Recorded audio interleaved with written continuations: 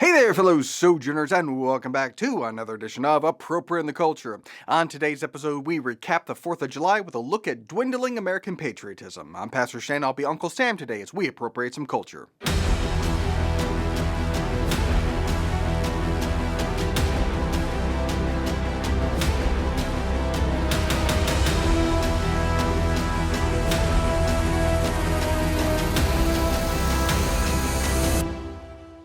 Well, I hope you had a wonderful 4th of July celebration with family and food and festivities and fireworks, but when it comes to celebrating our nation's independence, for some people, other F words come to mind. You are somebody who has been saying Free Palestine and is also celebrating 4th of July today. You are being a hypocrite. You cannot be against settler colonialism and genocide while also celebrating settler colonialism and genocide. And the two biggest reasons that people will give me is, oh, it's not about that. It's about my traditions. Well, one, who wants traditions that are based in white supremacy? Two, your traditions are not more important than liberation. The second reason that I always get is, well, it's about freedom. Freedom for who? Not Indigenous people, not Black people, not disabled people, not queer people, not women. Who? For who? Whose freedom are you really celebrating besides white, cishet, non-disabled, wealthy men? That. Also, the fireworks. Our veterans are not taken care of, are often left to be homeless and deal with PTSD, and then get super triggered on July 4th with all of the fireworks going around, while also still not getting care. Also, it's super damaging to the environment, and it really f***s with animals too. So, all around, July 4th. Oh, and P.S., all that money that you spent on your July 4th vacations or celebrations or whatever, guess where that money went? Guess where that money went? I'm just saying, if you're going to be about liberation, then you have to also follow through, especially if you're white. The bull ring is definitely the best indicator that what's bound to come out of that creature is bull crap. Though in this case, the amount is quite copious. But the one thing that was correct is there is an incongruence between the Free Palestine movement and love for the United States, as Hamas, like most in militant Islam, regard Israel as the little Satan, but we, the US, as the great Satan, still number one. But you're right. If you are a big supporter of Hamas, you shouldn't be a patriotic American, you shouldn't celebrate the 4th, you should probably be deported. And unfortunately, that deportation number is rapidly growing as more and more people like him, who have a hatred and disdain for America that is only matched by their ignorance. We're imperialistic colonizers, even though we're the least imperialistic superpower that has ever existed in history. Even now, Russia is moving on Ukraine, China has its eyes on Taiwan, and we just let Canada be there, touching our Alaska? And disabled people? They don't have freedom? Give me a break. There is not a nation, there is not a country that lets more mentally disabled people vote than America. Oh, but there's no freedom here for Black people, or queer people, or women. It's not like women can vote, or drink, or travel by themselves, or marry who they want. Oh wait, I'm thinking of Palestine. Is that what you mean by Free Palestine? Or do you mean kill all the Jews? It's a little less catchy, but a little more honest. And there does seem to be a little conspiracy floated here. When you give money in private commerce for the 4th of July festivities, where do you think the money goes? Now, maybe I'm just a sweet summer child, but when I buy hamburgers and hot dogs at the grocery store, I'm under the impression that my money goes to the grocery store and not the Jewish space laser. Now, if you mean our taxes support Israel, that's true. Our taxes support pretty much everything and everyone. Israel, Ukraine, Iran, Palestine, all tax supported. But the particular revenue generated on the 4th of July does not go to something specifically, and we're literally taxed on any and all commerce. Now, if you want to throw a wrecking ball through our tax system, you have my attention. But what I probably liked best in that video is the impassioned plea for our vets. Look, we could do better by our vets, but I just love the juxtaposition between hating our country and supporting our vets, because the one thing that defines our vets is that they are the least patriotic among us. I mean, yes, they'll serve their country, put their lives on the line for their country, but to take off a day, have a barbecue, and fire off some fireworks? That's a line too far. But it's not just the vets who are disgusted with celebrating our country, it's also the homosexuals. Many people are celebrating tonight. But for me and many other people in this country tonight, this is not a time to celebrate. This is a time to plan. It's come to the point where myself and everyone in my close circle of friends are talking about getting visas if they need to escape to another country, or the prospect of being an illegal immigrant in another country within the next 2 years. I myself have to think about what my plan of action is going to be. Do I try to flee to another country? Do I stay behind and fight? Or do I cower and let the fascists get me? Those are my 3 options that I have to think about.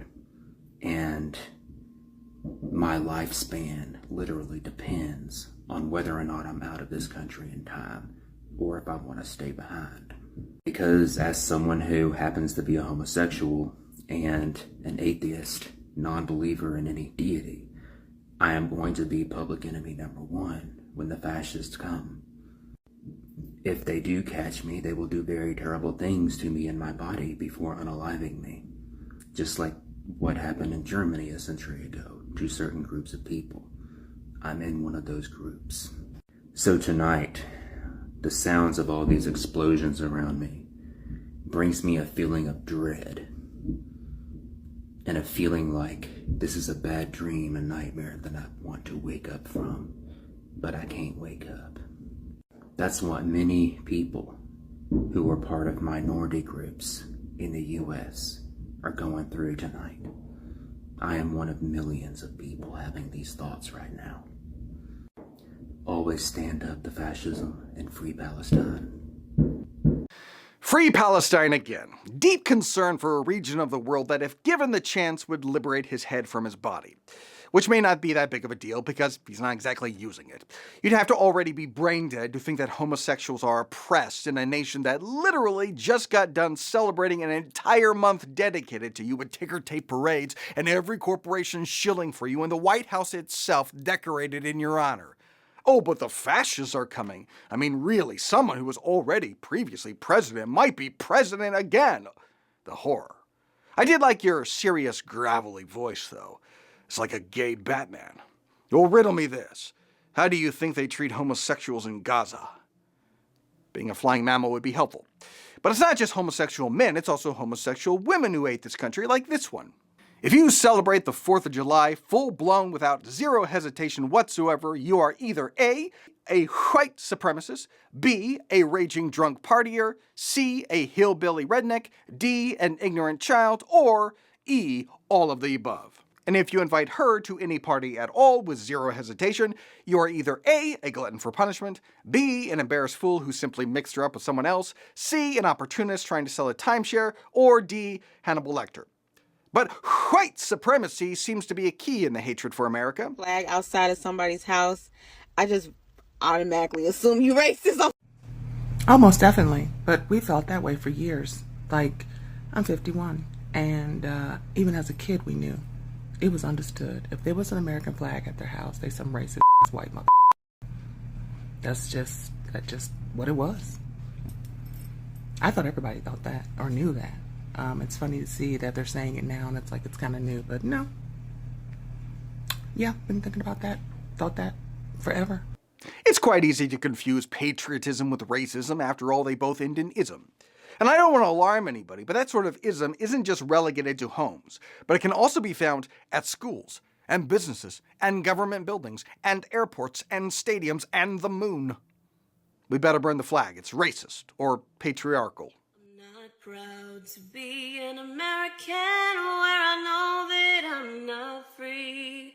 And I won't forget the ones who took my rights away from me. But I'll gladly stand up and fight for us in every single way. 'Cause there ain't no doubt, I know we can defend Roe versus Wade. Yep, you can't be patriotic when you're against the patriarchy. And frankly, it's disgusting that now women have the right to weigh in on the issue of abortion. That's for 9 men to decide. None of this voting and legislation and democracy. You make me want to puke. Again, there seems to be quite the correlation between supreme ignorance and hatred of this country. Unfortunately, abortion, like you're singing, is not illegal in this country. Now look, I'm not the most jingoistic or patriotic, and as Christians, we unquestionably should be citizens first and foremost in God's kingdom. That's where our allegiance ultimately lies. But we are also called to be good citizens, and part of being a good citizen is honor and respect for your nation. Therefore, it is necessary to submit to the authorities, not only because of possible punishment, but also as a matter of conscience. This is also why you pay taxes, for the authorities are God's servants who give their full time to governing. Give to everyone what you owe them. If you owe taxes, pay taxes. If revenue, then revenue. If respect, then respect. If honor, then honor. And it says, if it is possible, as far as it depends on you, live at peace with everyone. And patriotism is a means for producing peace within a country. Oh, we may disagree, we may have squabbles, we may not see eye to eye on things, but we're all Americans. Well, what good is it to be all Americans if we hate America? Why would you want to be an American? We're a bad country with a bad history and a bad people. Those who celebrate this nation are white or cis or abled or ignorant. What exactly is unifying or binding us as countrymen? Not our history, not our values, we don't even know what those are. Not our flag, not our symbols. Patriotism can really be silly at times, but it's not a trivial thing. And this festering hatred of our own country is a problem. It would be a problem for any nation. If we're not united by anything, if we're not bound by anything, if we're not all under the same flag, if we're not all on Team USA, then we're not fellow countrymen who disagree. We're not brothers who disagree. We're just enemies. And that is and will be horrible. We need to reclaim and promote patriotism in the culture because it is instrumental for national peace. Okay, that'll do for today. If you like what we're doing here, like, subscribe, tell a friend, buy my latest book, 6 Rounds for the Witching Hour, leave a 5-star review, follow me on the major socials, join my author's Facebook page, and I'll see you next time for more Appropriate in the Culture.